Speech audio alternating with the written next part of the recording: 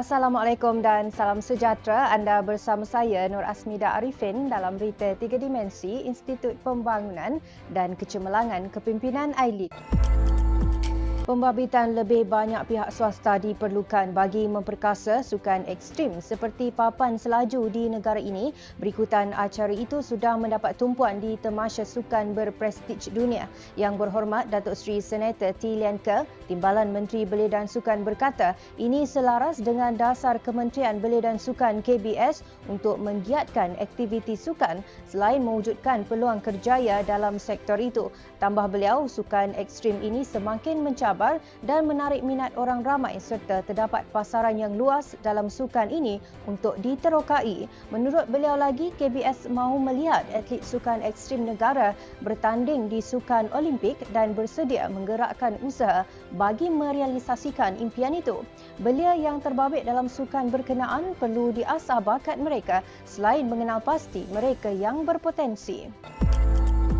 Anak muda adalah aset yang berpotensi besar untuk memberi nafas baru kepada hala tuju sistem demokrasi, politik dan pemerintahan negara. AILID menerusi kluster kenegaraan kekal aktif melaksanakan program Outreach Malaysia Future Leader School MFLS Tier 3 2021 Advokasi Pengundi 18 berkolaborasi bersama Gabungan Pengendali Latihan dan Motivasi Malaysia GPLMM. Program yang dilaksanakan secara dalam talian ini telah melibatkan penyertaan belia yang telah mengikuti program MFLS Tier 3 secara dalam talian serta mereka yang pernah menghadirkan diri dalam sesi temuduga MFLS Tier 3 sebelum ini. Menurut Yang Berusaha Encik Muhammad Nizam Ismail, Timbalan Ketua Pengarah Kecemerlangan AILID, program ini bertujuan untuk mengetengahkan bakat dan potensi anak muda sebagai barisan kepimpinan masa hadapan selaras dengan matlamat negara untuk merealisasikan pelaksanaan Undi 18.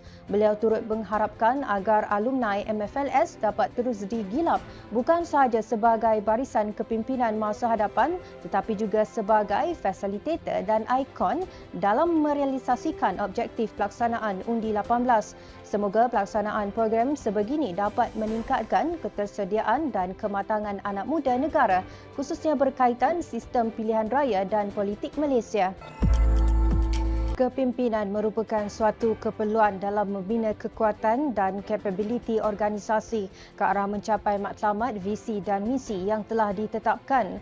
AILID menerusi kluster kepimpinan telah melaksanakan dialog kepimpinan yang memfokuskan topik kepemimpinan karismatik dengan menampilkan Yang Berbahagia Datuk Seri Azharuddin Abdul Rahman, mantan Ketua Pengarah Jabatan Penerbangan Awam Malaysia DCA.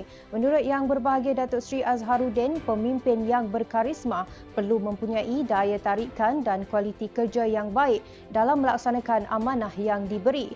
Tambah beliau, pemimpin berkarismatik juga hendaklah sentiasa berkomunikasi dengan ahli organisasinya dalam menyumbang idea serta membuat keputusan demi kebaikan organisasi. Ujar beliau lagi, belia hari ini merupakan bakal pemimpin masa hadapan negara yang seharusnya lebih peka dengan perkembangan isu semasa dan berfikiran terbuka.